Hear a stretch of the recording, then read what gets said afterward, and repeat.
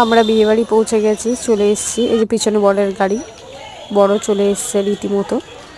আর ছিল আমার ছোট্টবেলায় school friend, best friend বলতে পারো, তার বিবাহ মানে বিয়ে।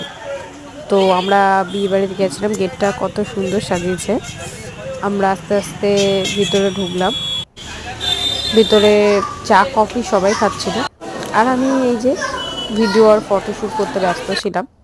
তো তারপরে গেলাম যেখানে বিয়ে হবে, বিয়ের মণ্ডপটা খুব সুন্দর সাজিয়েছে।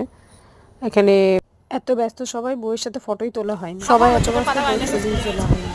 মেয়েদের একটা বাজে স্বভাব, যেখানে পাখা সেখানেই বসবে। তো সব ছেড়ে আমরা লাস্ট বেঞ্চে বসেছি, মানে লাস্ট এতে বসেছি যেখানে পাখা আছে তার জন্য। লোক আমাদের খাবার দেবে না প্রথম কথা, কারণ আমরা এত দূরে বসেছি, লোক মনে করবে ওদিকে লোক আছে, আমরা এখন আড্ডা। অবশেষে খাওয়া দাওয়া শেষ করে বাড়ির পথে রওনা দিলাম। ভিডিওটা ভালো লাগলে থাকলে লাইক